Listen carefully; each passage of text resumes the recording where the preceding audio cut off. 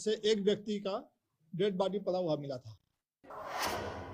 उत्तर प्रदेश से बीजेपी सांसद डॉक्टर भोला सिंह ने एचएनएन न्यूज से खास बातचीत की। इस दौरान उन्होंने संसद में विपक्ष के हंगामे को लेकर अपनी राय रखी। भोला सिंह ने कहा कि ओम बिरला सदन की कार्यवाही निष्पक्ष रूप से चलाते हैं और विपक्ष को भी अवसर देते हैं।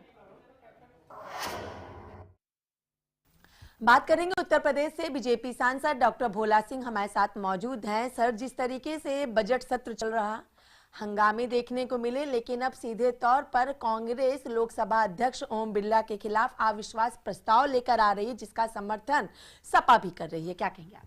देखिए, वो बहुत ही निंदनीय है, क्योंकि पिछले 11 साल में हम देख रहे हैं, और लोग अभी ओम बिरला जी दूसरी बार स्पीकर बने, पिछले 6 साल से इनको हम देख रहे हैं कि जो सप्लीमेंट्री क्वेश्चन पूछने के लिए मौका देने का जो स्पीकर का अधिकार है, वो ज़्यादातर विपक्ष के नेताओं को ही वो मौका देते हैं। 80% अगर हम डाटा निकालेंगे तो उन्हीं को बोलने का मौका मिलता है, चाहे वो क्वेश्चन आवर हो, चाहे वो सदन में बोलना हो, चाहे वो 0 आवर हो। जिनके कुछ 0 आवर में नंबर नहीं आता, उनका भी बोलने का मौका मिल जाता है। सदन के अंदर इस समय चिट्ठी वर्सेस चिट्ठी चल रही है, सांसद महिला वर्सेस महिला सांसद चल रही है, लेकिन केंद्र बिंदु ओम बिरला ही है।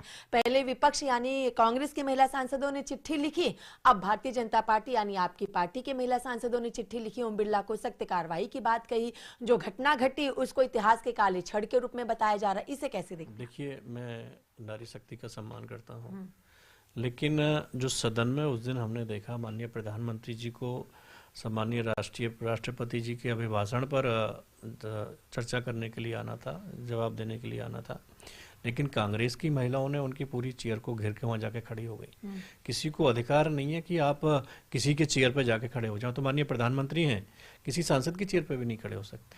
तो एकदम बौखलाहट है विपक्ष को, और विपक्ष सदन में क्वेश्चन उठाने की बजाय, सरकार से पूछने की बजाय लड़ने झगड़ने के मूड में आ रहा है।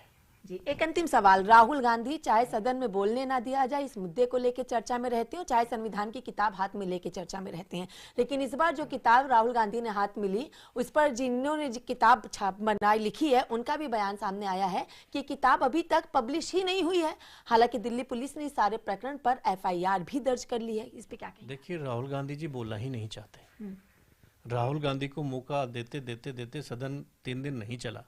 स्पीकर साहब चाहते थे, हम सब लोग चाहते थे कि नेता प्रतिपक्ष की कितनी चिंता देश के गरीबों के हित में है, वो सरकार से क्या पूछना चाहते हैं। राष्ट्रपति जी का जो अभिभाषण हुआ देश के विकास के रूप में, उसके बारे में वो क्या उनके विचार हैं, लेकिन वो नहीं बोले, क्योंकि बोल ही नहीं सकते थे। वो जो बोलना है बाहर बोलते हैं, सदन में नहीं बोलते हैं।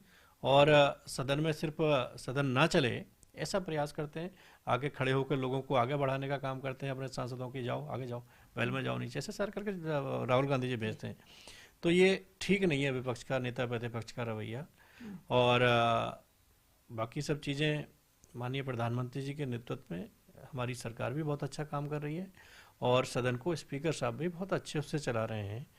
कोई ऐसा विषय नहीं है, हमेशा सम्मान स्पीकर साहब की तरफ से भी विपक्ष के नेताओं का रखा जाता है, उनको भी बोलने का मौका दिया जाता है।